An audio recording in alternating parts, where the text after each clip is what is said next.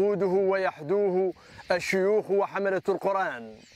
في المحاضر هنا تعليم وتعلم نافع وإقبال كبير على المساجد والجوامع.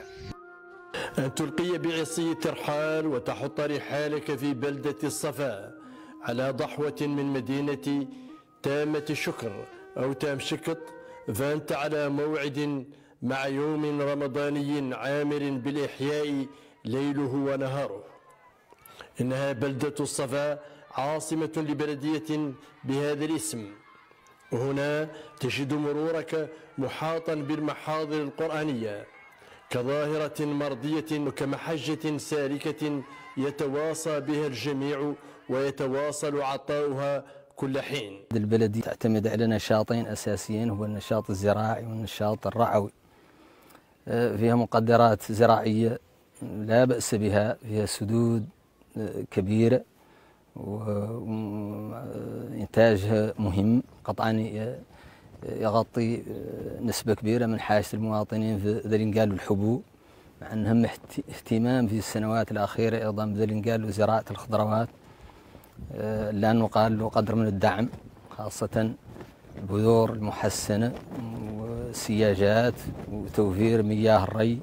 هذه أمور فاصلين فيها المواطنين، بها اللي زراعة الخضروات أصبحت رواية مهمة، بها اللي ظهر على أن منتوج الخضروات على أنه يساهم في تغذية المواطنين وتحسينها، وبالتالي معناها أن ذاك مفصول فيه. وتوف المهم نذكروا توف بأن النشاط الأساسي هون هو نشاط زراعي بالنسبة لسكان البلدية. هم عندهم نشاط ثاني هو النشاط التنموي، فعلا التنمية الحيوانية هون الناس مهتمة بها، وتشكل مميزات هي رافد كبير الذي قال له داخل المواطنين، بها اللي الناس عترتها باطة تمارس ذا النشاط اللي يستفيد منه عن طريق ممارسته والإيجار فيه، واللي باط يستفيد منه عن طريق انه نهج هو الواحد فيه. تفيئا لظلال رمضان، فإن عدة مساجد في هذه البلدة كل بأدائه المميز ذكرا وتبتلا، تعليما وإرشادا. تفرغ معلمون وتطوعوا لبث العلم في القلوب، وجاء طلبة من خارج البلدة ليجدوا من يأويهم ويعلمهم في مشهد من مشاهد البذل ورثه الخلف عن السلف. في الجامع الكبير يتحلق أهل القرية في كل مساء لمدارسة أمور الدين ومراجعة النصوص الفقهية. الحلقة العلمية فرصة للسؤال عن الأحكام الشرعية والبحث في النوازل. منهجية المحاضرة تبدأ من الكتب الصغيرة إلى أعلى، تتدرج من ذاك وهذا ذيك المراحل العليا اللي كانت تعليم كأنه الأكاديمي بالنسبة للمحاضرة. تبدأ بالقرآن، واحد من شروط القرآن يبدأ عقباك بالكتب الفقهية الصغيرة، الأخضري وابن عاشر، وعقباك الرسالة والهم كفافي استشهد به، وخليل كان هي المرحلة الأكاديمية الصعيبة. تدريس القرآن بالنسبة لهون تدريس القرآن للصبية كلها الحمد لله متمدرسين، يعني مشاركين في المحاضرة. المحاضرة حاضرة هون أصلا منبع الحمد لله للمحاضر، وقليل ما بليدة منها الحمد لله من جهة القرية هون ما فيها محاضرة الحمد لله قديمة الحمد لله، وبالتالي اللي في السن التمدرس قليل من اللي ما هو داخل في المحاضرة، قليل لكن اللي ما هو داخل المحاضرة. في محاضرة أخرى أخذت من هذا المسكن منزلا مباركا الدراسة فيها بالمجان، وهي برعاية محسنين أرسوها لتكون نبراسا يبدد ظلام الأمية والجهل. المحورة تقوم على جهد تعاوني لأبناء القرية، فيهم من له أبناء يدرسون هنا وفيهم من ليس له أبناء يدرسون هنا، يعني هو جهد جمعوي تعاوني فعله أبناء القرية المحسنون لنصل إن شاء الله إلى تخريج حفظة لكتاب الله سبحانه وتعالى. عندنا هم بعض الطلبة المتغربون الذين أرسلهم أهلوهم فرغوهم، بما أن نجمع بين التمدرس والتعليم المحوري هذه فرصة نادرة بالنسبة للأهالي. أرسل بعض الأهالي أولادهم منهم صغار السن ومنهم كبار السن الحمد لله ليتمدرسوا في القرية بما أنهم أصلا من القرية وليتفرغوا لحفظ كتاب الله سبحانه وتعالى.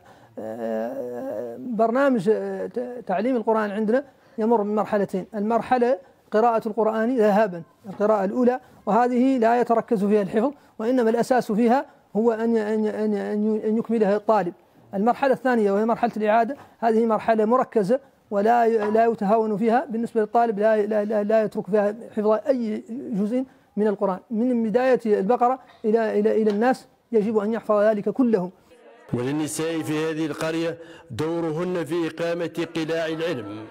تجمعت هذه الفتيات فأنشأن هذه المحضرة ودبرن تكاليفها المالية ليتفرغ هذا الشيخ الجليل ويعكف على تعليمهن وهن منتظمات من أجل الحفظ والتحصيل.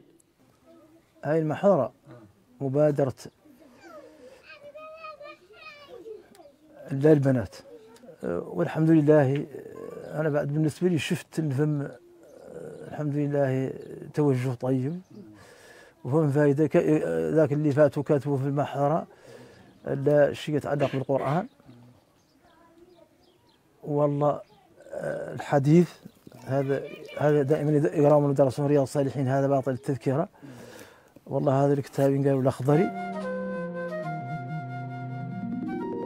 على غرار البذل في هذا المجال وتسابق المتنافسين في أوجه البذل والإحسان، تعددت مجالات التكافل والإنفاق بمناسبة الشهر المبارك. فاعلين الخير خالقين هم اللي الحمد لله بالنسبة للبلدية هون ولا يخطي منهم مهتم بدعم الناس وخاصة الناس المحتاجة. ذكر المحسنين من هذا الشهر فعلا تكافؤ فيه، والتكافل مطلوب من الناس الأغنياء أنهم يا الله يعرفونهم، يا الله يلتفتوا على الفقراء ويعدلوا لهم ذاك اللي آمرهم به الله، أنهم يحسنوا عليهم ويعدلوا لهم ذاك الإحسان المطلوب.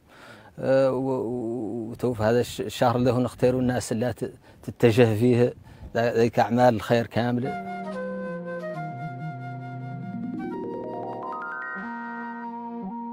أعيان المنطقة بالمناسبة وفضلاؤها الأكارم قدموا النموذج الحسن واستنفروا الناس لفعل المعروف. من عادة الساكنة في هذه الديار أن يتصدقوا ويزيدهم رمضان كرما وجودا. إفطار الصائم عمل بر وإحسان دابت الساكنة على إسدائه للساكنة. أبرز هذه الجهات المانحة والباذلة جمعية اليد العليا التي تتدخل في أكثر من مجال. بلدة قب وامر على مقربة من الصفا وضمن حيزها البلدي مثال واحد تتجلى فيه مساهمة هذه الجمعية في إفطار الصائم لعدد من القرى والأرياف. هذه الجمعية جزاها الله خير تنظم إفطار الصائم في جميع مراكز بلدية الصفا البالغة 51 مركز. هذا عودتنا عليه هذه الجمعية جزاها الله خير. وهذا كل سنة الحمد لله، وهذا فيه سر من العناية بالدين ومساعدة الصيام الفقراء والضعفاء في ذيك الفترة الحرجة.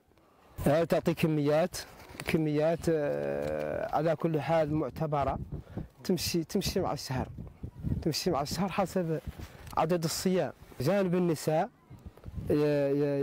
يعيط لهم وتنعطى لهم حصة خاصة بالصيام وحدهم بجماعة الصيام من النساء، ويمشوا هما يعدلوا هذاك نظامهم الخاص به، نظامهم اللي قد يتيح لهم ان يتموا يطرحوه في بلاد ويتموا يجوه كيف عند واحدة من الأسر والله في بلاد. الرجال هم اللي يؤدوا منسجمين في الإفطار في المسجد.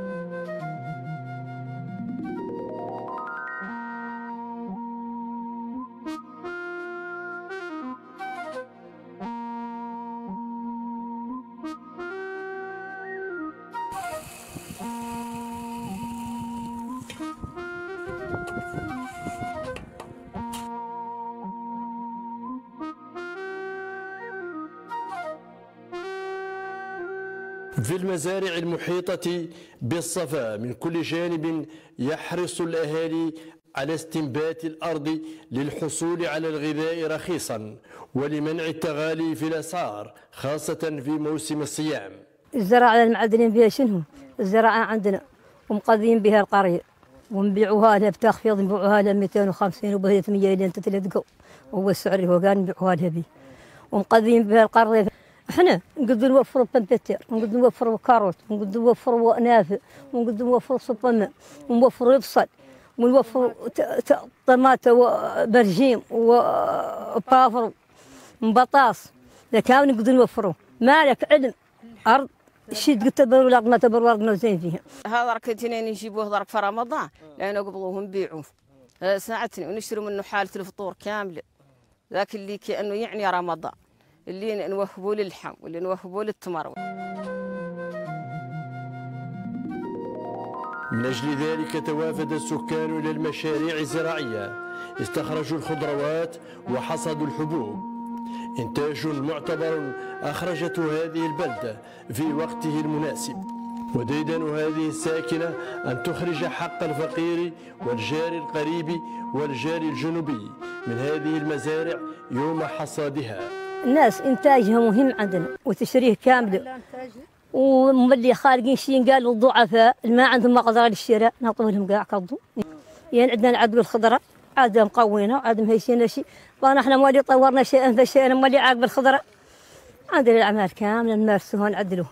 تجبى للقرية من هذه الحقول مختلف الأصناف والعينات، فتساهم في تنويع الوجبة الرمضانية وفي تثبيت الأثمان وتمكين الجميع من النفاذ إلى خدمات هؤلاء الفلاحين. ولولا رزمة من العقبات وندرة في بعض الوسائل لكان لهذه الحقول شأن عظيم في مجال الأمن الغذائي.